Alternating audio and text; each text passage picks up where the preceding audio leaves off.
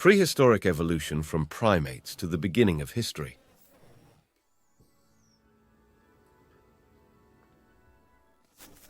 "65 million years ago, primates, such as monkeys and the ancestors of Madagascar's emuruses, made their appearance on Earth. During the evolutionary process, which lasted millions of years, anthropomorphic apes, so called because these apes were very similar to humans, such as the chimpanzee, began to be found on Earth. 15 to 20 million years ago, there was the evolutionary turning point, with the rift in Africa's crust, the Rift Valley, causing a series of climatic upheavals. In fact, west of the Rift Valley, the climate remained hot and humid as it was before the Rift Valley rupture, while east the climate began to become drier and the vegetation became sparser than west, with expanses and sunny grasslands.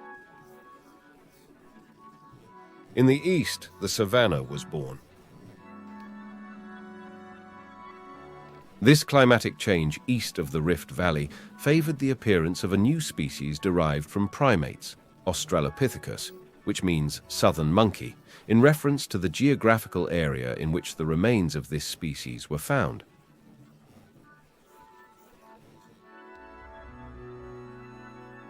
Australopithecus began to walk on two legs and began to assume a straight posture, although this was not yet final. Because of this posture, the Australopithecus could keep its hands free to manipulate or grasp objects. Australopithecines began to make their appearance on Earth between 4 and 2 million years ago. The first find of Australopithecus was that of the specimen Lucy, a female Australopithecus, named so because the archaeologists who discovered its remains were listening to the Beatles' song "Lucy in the Sky" with diamonds on the radio at the very moment of discovery. Let us try to go through, thanks to a timeline, all the various important eras that occurred up to the beginning of prehistory in order to better fix the contents of the topic at hand. Timeline from the appearance of primates to the beginning of prehistory.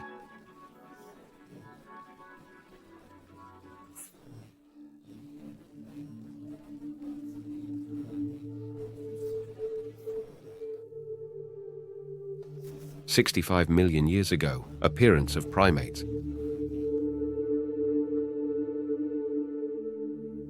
15 to 20 million years ago, formation of the Rift Valley.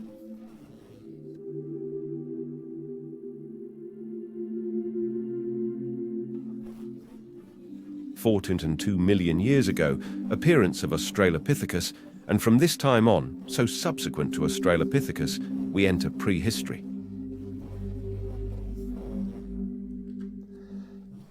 2.5 million years ago, appearance of Homo habilis, beginning of prehistory.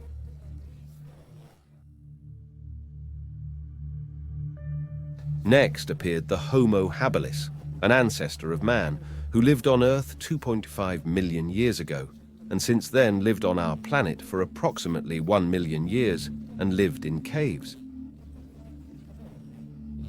Begins prehistory, and the first period of prehistory is called the Paleolithic.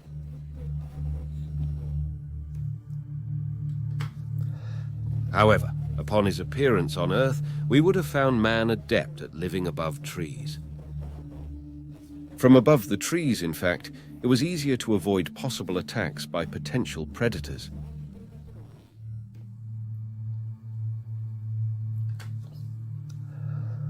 The habilis man lived in Africa, was between 140 centimeters and 150 centimeters tall, and weighed around 50 kilograms.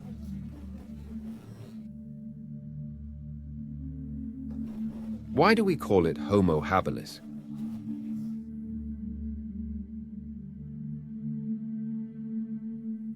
We call it Homo habilis because of its manual skills compared to Australopithecus. In fact, the Homo habilis had the most developed brain, which allowed him to start having some insights to improve his existence, such as chipping stones.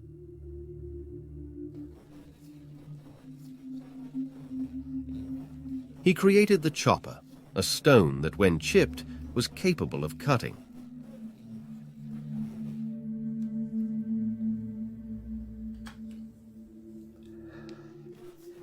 Thanks to the sharp stones, Homo habilis could hunt and cut the flesh of prey for food or extract a plant from the root.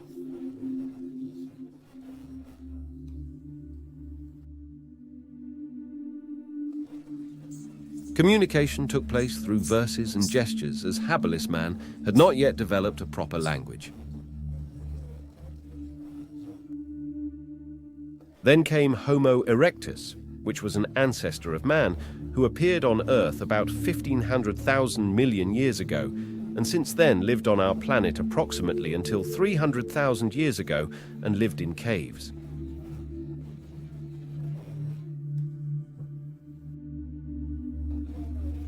Homo erectus used burning logs as weapons to defend himself from possible attacks by animals or to hunt.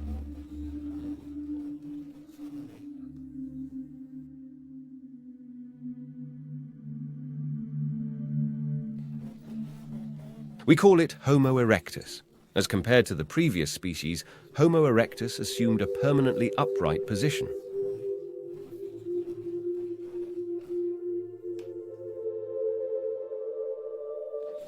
In addition, Homo erectus was on average taller than man habilis, partly due to his more upright posture.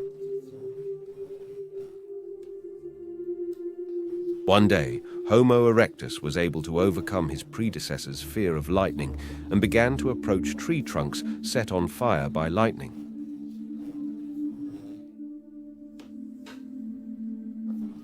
He may have been burned the first few times, but he began to feel the heat of the fire and began to perceive its usefulness for his survival.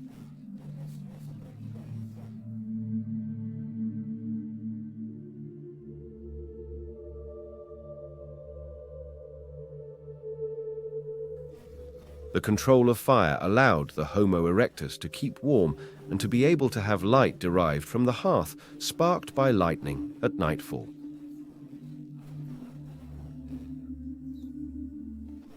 The erectus man's control of fire allowed the day to be extended.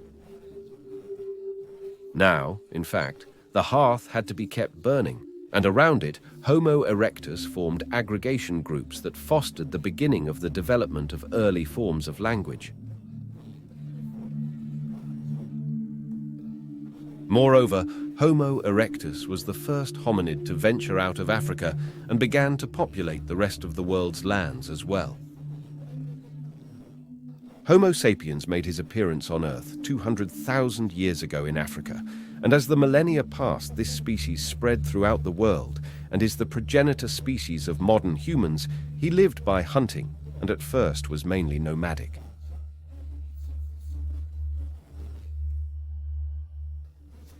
"200,000 years ago, Neanderthal man was also present on Earth, so called because the first remains of Neanderthalians were found in the Neander Valley in Germany.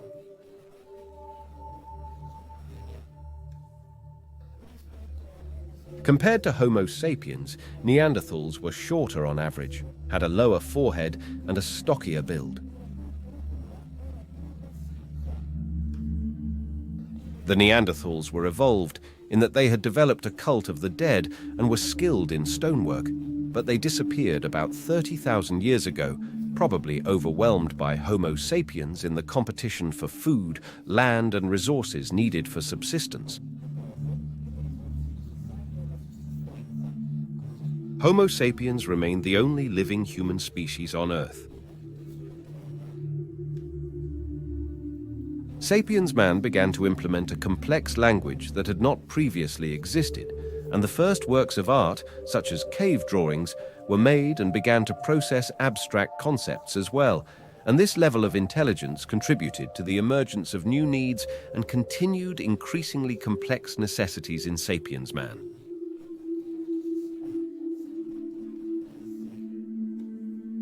Homo sapiens developed higher intelligence than other previous species, and for this reason it is called sapiens.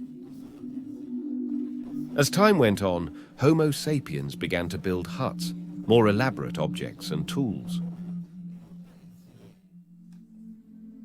12,000 years ago, the Paleolithic ended and the second phase of prehistory, the Mesolithic, began, which lasted 2,000 years. The Mesolithic is a transitional phase in which the last glaciation ended and the axi receded and living conditions became more favorable. Smaller animals became widespread, which humans began to domesticate, such as sheep and oxen.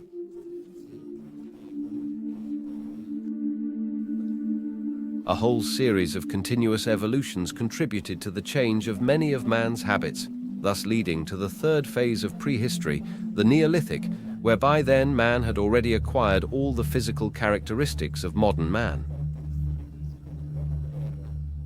Man went from being nomadic to increasingly sedentary, enacting a real revolution in the Neolithic period, for example through increasingly organized and systematic agriculture, and the plough was also introduced during this period.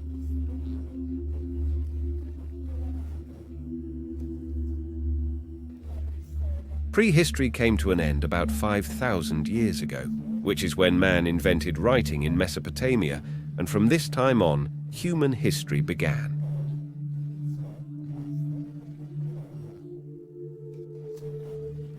Let us try to trace through a timeline all the various important areas in order to better fix the contents of this topic, a timeline from prehistory to the beginning of history.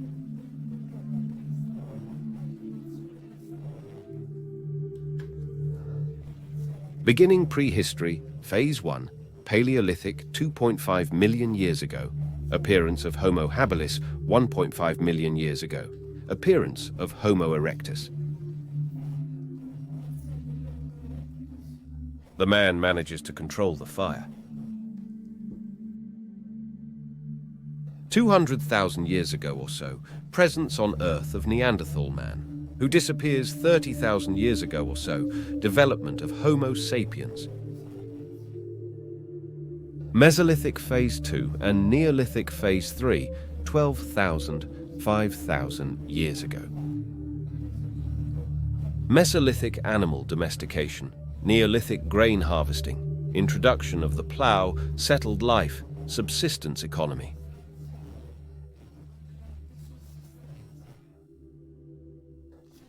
Key thousand years ago, birth of writing, end of prehistory, history begins.